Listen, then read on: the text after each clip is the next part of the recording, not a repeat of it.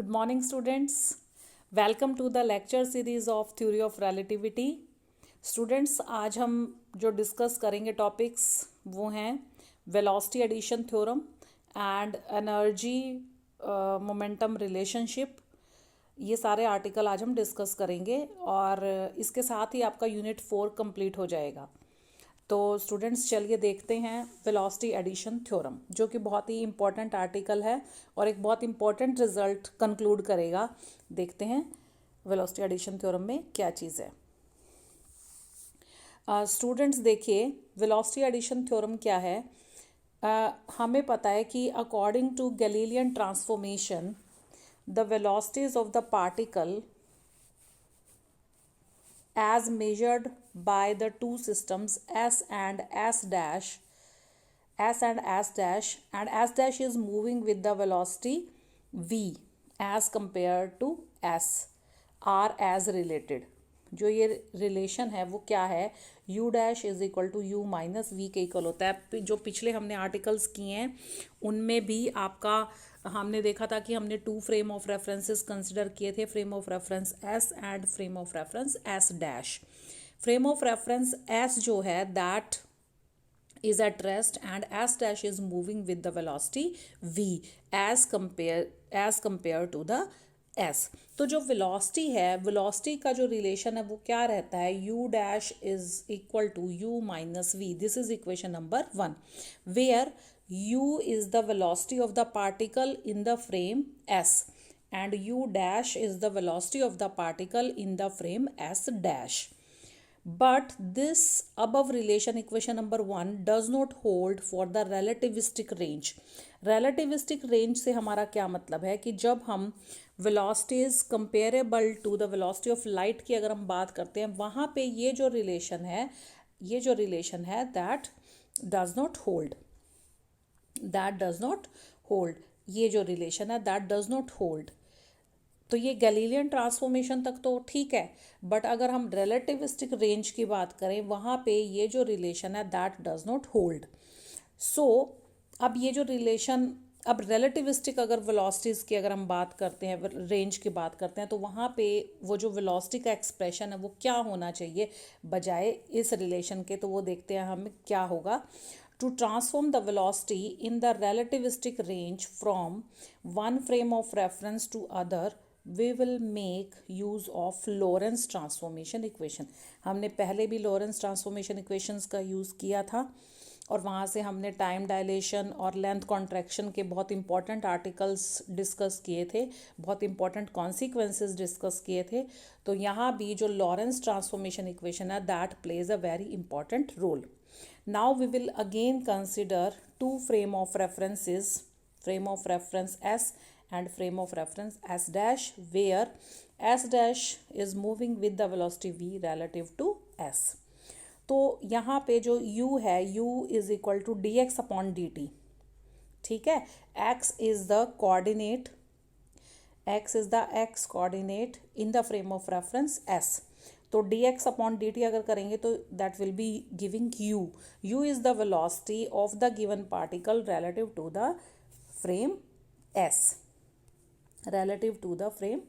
S। तो यहाँ से देखिए, and u dash is equal to dx dash upon dt dash be the velocity relative to the frame S dash। ये U dash जो है this is the velocity with respect to the frame S dash। Now from the Lorentz transformation हमें पता है x dash is equal to k into x minus vt and t dash is equal to k into t minus xv upon c square। जहाँ पे k की value क्या है, ये हमने लॉरेंस ट्रांसफॉर्मेशन इक्वेशन में यहाँ वहाँ ऑलरेडी ये कर चुके हैं हम पहले कि k is equal to 1 upon under root 1 minus v square over C square. Now differentiating these equations, ये जो हमारे पास दोनों इक्वेशंस हैं, ये जो 2 इक्वेशंस हैं इनको हम डिफ्रेंशिएट करेंगे तो हमारे पास क्या आ जाएगा, D x dash is equal to K into D X minus V into D T dash is equal to K into D T minus D X into V over C square. ये दो आ गए हमारे पास। अब हम इन्हें क्या करेंगे, आपस में we will divide these two equations. तो यहाँ पे d x dash upon d T dash किसके इक्वल होता है, यू डैश के इक्वल होता है। और यहाँ से इसको हम सॉल्व कर लेंगे। सॉल्व करने के बाद हमारे पास क्या आ जाएगा, ये आ जाएगा D x upon d T है, इसको हम क्या लिख सकते हैं, इसको हम क्या लिख सकते हैं, यू लिख सकते हैं। D x upon d T को हमने यू लिख दिया, और ये यू डैश था, ये minus v as it is है, और upon 1 minus again d x upon d t is u. तो हमारे पास ये इक्वेशन आ गई, ये हमारे पास इक्वेशन आ गई है, u dash is equal to u minus v over 1 minus u v upon C square. ये आपकी रिलेटिविस्टिक रेंज के अंदर यू डैश कैसे, यू डैश जो है किस तरीके से कनेक्ट है with the velocity in the frame of reference S. ठीक है, अब अगर इन्वर्स वेलोसिटी ट्रांसफॉर्मेशन अगर हमने देखनी है इस इक्वेशन की, तो हम क्या कर सकते हैं, हमने पहले भी किया हुआ है ये, यू डैश को यू से रिप्लेस कर दीजिए, और u को u डैश से रिप्लेस कर दीजिए, और v को माइनस v से रिप्लेस कर देंगे, तो हमारे पास एक ये टर्म आ जाएगी, that will be u is equal to u dash plus v over 1 plus u dash v over C square. तो हमारे पास ये जो दो इक्वेशंस हैं, equation number 2 and equation number 3, these are the velocity transformation equations. These are the velocity transformation equations कि u dash u के साथ किस तरीके से कनेक्टेड है, and moreover u, how u is connected with you dash. तो ये बहुत इंपॉर्टेंट है, ये दोनों हमारे पास इक्वेशंस आ गई हैं। तो अब ये जो इक्वेशन नंबर 2 और 3 है, what is the close analysis of these two equation. The close analysis of these two equations, equation number 2 and 3 shows that no two velocities can on addition even produce a velocity which may be either be greater than or equal to c। Equation number 2 और 3 से हम ये conclude कर सकते हैं, कोई भी दो वेलोसिटीज हैं on addition they can't produce even greater than और equal to c। They can't produce the velocity even greater than और इक्वल टू c। जो वेलोसिटी ऑफ लाइट है, it means in fact according to the relativistic mechanics any number of velocities each less than c when we add together still produce a resultant speed which remains less than c। It means, in other words, what we can say that speed of light is the ultimate speed. What is the conclusion? That the speed of light is the ultimate speed and no physical realizable velocity can ever exceed। उससे ज़्यादा कोई भी velocity नहीं हो सकती, कि दो velocities अगर कोई भी हैं, दो हैं या कोई चार वेलोसिटीज़ हैं, उनको हम ऐड ऑन कर रहे हैं, तो ऐसा नहीं है कि जो वेलोसिटी ऑफ लाइट से उनकी वेलोसिटी कभी भी ज़्यादा होगी या इक्वल भी हो सकती है। ठीक है, if we consider a light photon moving with the velocity v in the frame s, अगर कोई एक फोटोन है और वो फ्रेम s के अंदर c वेलोसिटी के साथ मूव कर रहा है, तो यहाँ पे जो वेलोसिटी अगर हम उसकी देखें frame of reference s dash में, वो क्या होगी, c डैश। ठीक है, c dash will be equal to c minus v। जो रिलेटिविस्टिक अभी हमने 2 और 3 इक्वेशंस निकाले, उसमें ये वैल्यू सब्सटीट्यूट कर दीजिए, c minus v upon 1 minus c v over सी स्क्वायर। तो यहाँ पे c माइनस v, इसको आप सॉल्व करेंगे तो that will be equal to c dash is equal to c। Thus, what does it conclude? It conclude that speed of light or photon is same in the frame of reference s and s dash। बहुत important conclusion है कि जो speed of light है, speed of photon है, that is same irrespective of the frame of reference। It means सभी inertial, जितने भी आपके इनर्शियल फ्रेम ऑफ रेफरेंसेस है, उनके अंदर वेलोसिटी ऑफ लाइट जो है आपकी सेम रहेगी। ये कंक्लूजन हम ऑलरेडी पढ़ चुके हैं और यहाँ से हमने देखा भी इसको। ठीक है, तो अगर हम इसको और इलेबोरेट करना चाहें तो हम यहाँ से देख सकते हैं, दो तरीके से अभी बताया हुआ है कि क्लासिकल वेलोसिटी एडिशन किस तरीके से होता है और रिलेटिविस्टिक वेलोसिटी एडिशन कैसे रहता है। देखिए, फॉर सिंप्लिसिटी ये आप देख सकते हैं, simply we restrict our consideration of velocity consideration of velocity addition to one dimension motion, ये सिर्फ वन डायमेंशन मोशन हमने यहाँ पे कंसिडर किया हुआ है. And classically velocities add like regular numbers in one dimensional motion. जो वेलोसिटीज़ हैं वो क्या है, जो आपके रेगुलर नंबर्स का एडिशन है, उसी तरीके से हम उसको क्या कर सकते हैं, एडिशन सब्ट्रैक्शन कर सकते हैं. सपोज यहाँ पे एक एग्जाम्पल शो किया हुआ है, देखिए. Suppose for an example, a girl is riding in a sledge at a speed 1 metre per second relative to an observer. ठीक है, दिस इज ऑब्जर्वर. इस ऑब्जर्वर के विद रिस्पेक्ट ये जो गर्ल है, this is moving with the velocity 1 metre per second. Clear. She throws a snowball. She throws a snowball first forward and then backward at a speed 1.5 meter per second relative to the sledge. वो एक बार क्या करता है, आगे की तरफ एक जो स्नोबॉल को थ्रो करती है और एक बार पीछे की तरफ थ्रो करती है with this speed 1.5 metre per second. Now we will denote the direction with plus and minus sign in one dimension.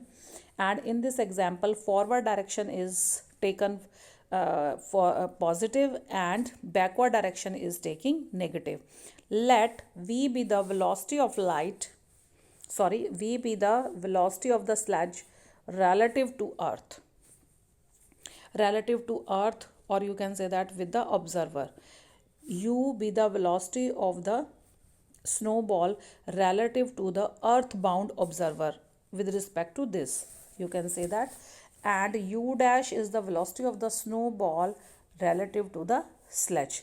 एक बार तो ये फॉरवर्ड स्नोबॉल को थ्रो कर रही है और एक बार इसने बैकवर्ड डायरेक्शन में थ्रो किया. तो जो क्लासिकली जो वेलोसिटी एडिशन है वो किस तरीके से होता है, ये हमें अच्छे से पता है पहले भी. क्लासिकली हम क्या कहते हैं कि u is equal to v plus u dash. ठीक है, ये हम पहले भी हमें पता है. u इज इक्वल टू क्या है हमारे पास, 1 मीटर पर सेकेंड और plus 1.5 when the girl throws the snow ball forward. जब वो फॉरवर्ड उसको थ्रो कर रही है तो u will be equal to 1 plus 1.5, that will be 2.5 metre per second. It makes good intuitive sense that snow ball will head towards the earth bound observer faster, obviously. ठीक है, because it is thrown forward from the moving vehicle. And when the girl throw snow ball backward, तो उस direction में क्या है, ये आपका negative sign आ जाएगा. u will be equal to 1 minus 1.5 metre per second, that will be minus 0.5 metre per second. And the minus sign means the snow ball moves away from the earth bound observer. तो इस तरीके से हम classically velocity addition करते हैं. ठीक है, ये मैं आपको एग्जाम्पल के थ्रू बता रही हूँ. अब क्या है, रिलेटिविस्टिक वेलोसिटी एडिशन कैसे है, बहुत इंपॉर्टेंट है. देखिए, हमें पता है जो from the second postulate of relativity, it says that classical velocity addition does not apply to light. We know that, हमें अच्छी तरह पता है जो क्लासिकल वेलोसिटी एडिशन है that does not apply to light. Now we will imagine a car traveling at night along a straight road. This is a car. This is traveling at night along a straight road. Classical velocity addition applies to light. If classical velocity addition applied to light, then the light from the car headlights would approach the observer on the sidewalk at the speed u is equal to v plus c. ठीक है, headlight से जो light की जो speed है that is c, और जो vehicle है, व्हीकल की जो वेलोसिटी है v है. तो naturally this is the side walk observer. और ये क्या ऑब्जर्व करता, अगर आपका जो लाइट पे भी क्लासिकली वेलोसिटी एडिशन पॉसिबल हो पाता तो क्या होता, that would be equal to v plus c. But we know that light will move away from the car at the speed c relative to the driver of the car, and the light will move towards the observer on the sidewalk at a speed c2. It means कि उसके ऊपर कोई फ़र्क नहीं पड़ेगा। यहाँ पे जो आपको जो वेलोसिटी जिसके साथ जो ऑब्जर्व करेगा observer, that will be c only. It means according to the experiment and the second postulate of the relativity, light from the car headlights moves away from the car at the speed c and towards the observer on the sidewalk at a speed c. Classical velocity addition is not valid here. यहाँ पे जो सी velocity के साथ ही उसको observe होगा कि सी velocity के साथ जो ऑब्जर्वर है उसको वही लगेगा, ये नहीं कि rather than c plus v. तो इट मीन्स जो वेलोसिटी ऑफ लाइट है दैट इज़ समथिंग स्पेशल, और उसके ऊपर ये इस तरीके का जो एक्सप्रेशन है ये फॉलो नहीं होता है. ठीक है. It means velocity of light is constant irrespective of the motion of the observer and the source. Clear? Next is energy momentum relationship. As we know that P is equal to mv and m जो है m हमें पता है m is equal to m naught upon one minus v square over C square. ये mass velocity का जो relation था ये हम ऑलरेडी निकाल चुके हैं, m naught v upon under root 1 minus v square over सी स्क्वायर.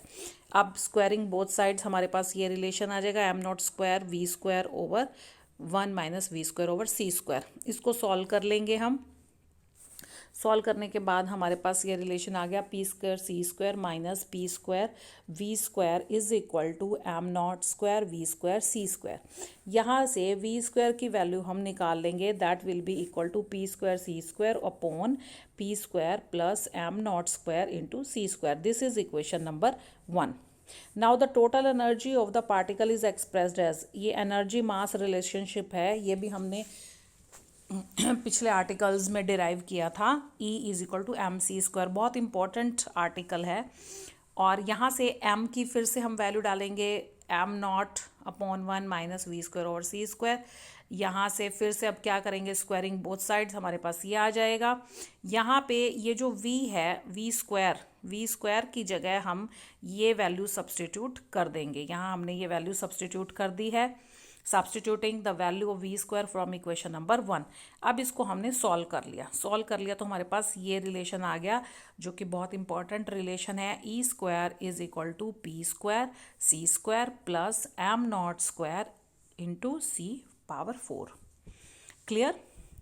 ये रिलेशन आ गया हमारे पास. अब देखिए नेक्स्ट क्या है हमारे पास. Next is the particle with the zero rest mass. Particle with zero rest mass. Now if we have a particle of zero rest mass, then the equation, अभी जो हमने अभी इक्वेशन देखी है E square is equal to P square C square plus M naught square C power 4, तो उसमें अगर am not को अगर हम ज़ीरो सब्सटीट्यूट करते हैं तो हमारे पास ई स्क्वायर इज इक्वल टू ये बचता है ना. एम नॉट को ज़ीरो सब्सटीट्यूट कर दिए, हमने रेस्ट मास को ज़ीरो कंसिडर किया है, तो ज़ीरो रेस्ट मास कंसिडर किया, तो यहाँ से अब इसको क्या है, स्क्वायर रूट ले लीजिए. E is equal to p c हम लिख सकते हैं. हमें पता है P is equal to m into v होता है मास इंटू वेलोसिटी. यहाँ पे E is equal to M C square. यहाँ से क्या है, M इज इक्वल टू क्या आ जाएगा, M will be equal to E upon C square. E upon C square, यहाँ वैल्यू सब्सटीट्यूट कर दीजिए. P इज इक्वल टू हमारे पास क्या आ गया, ये रिलेशन आ गया P is equal to E V upon C square. E को फिर से आपने ये वैल्यू सब्सटीट्यूट कर दी. ई को क्या सब्सटीट्यूट कर दिया, P इंटू सी. यहाँ ये सब्सटीट्यूट कर दिया तो यहाँ पे क्या आ गया, P is equal to P into v upon c. P से P कैंसिल कर देंगे तो यहाँ पे this easily leads to the conclusion that p से पी, अगर ये पी से पी कैंसिल होता है तो it means v is equal to c। जो वेलोसिटी ऑफ द पार्टिकल है that will be equal to the velocity of the light. It means, और ये कब होगा? When the rest mass of the particle is zero. When the rest mass of the particle is zero, it means it easily leads to the conclusion that c is equal to v, that is a particle with zero rest mass always moves with the speed of light. Now from the relativistic velocity transformation equation, the velocity of the particle in some other moving frame s dash के with respect क्या होगा? v dash is equal to c minus v over 1 minus cv over c square. तो यहाँ से v dash will be equal to again c. It means the particle will have the same speed c and zero rest mass for all the observer in different inertial frames. It means जो particle c velocity के साथ move कर रही हैं और उनका जो rest mass है वो ज़ीरो है, ज़ीरो रेस्ट मास है, उनकी जो स्पीड है वो c ही ऑब्जर्व होगी इन डिफरेंट इनर्शियल फ्रेम्स। बहुत इंपॉर्टेंट रिलेशन है, बहुत इंपॉर्टेंट आस्पेक्ट यहाँ से हमें मिलता है। Now photon has energy which is given by E is equal to h nu Planck's constant, where h is the Planck's constant and nu is the frequency of the photon। ये हमें already हम पहले भी +2 तक level में भी पढ़ चुके हैं। यहाँ से momentum is equal to E upon c, E is equal to h nu upon c, and mass of the photon m is equal to E upon C square, and यहाँ से हमारे पास h nu अपॉन c के equal आ जाएगा which is mass of photon. तो ये था आपका अभी तक का सारा सिलेबस, और अब कुछ और ज़्यादा क्लैरिटी हो जाएगी तो हम 2-3 क्वेश्चन आंसर्स भी कर लेते हैं। तो देखिए questions answers regarding this topics.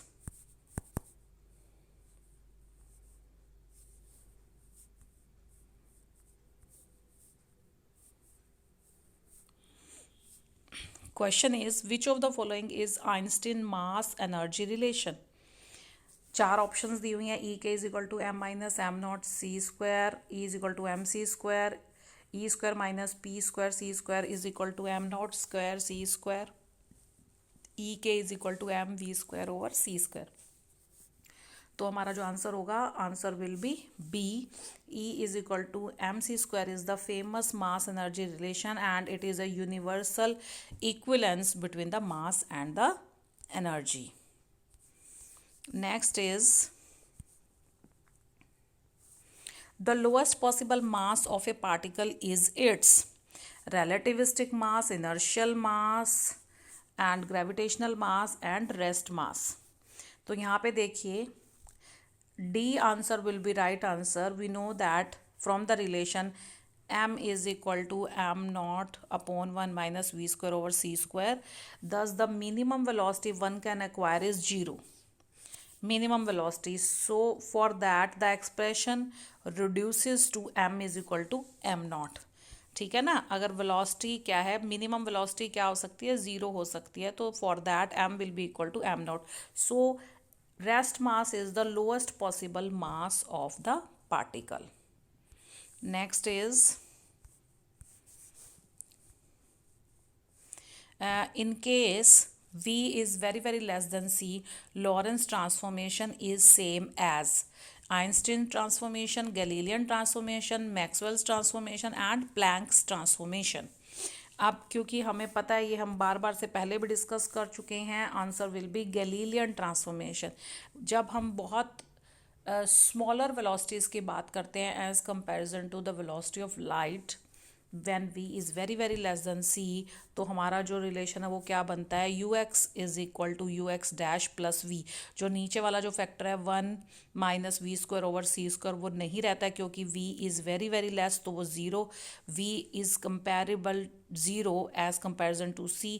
तो हमारे पास जो रिलेशन बनता है वो ये बनता है, और this is nothing but this is the Galilean transformation equation. Next is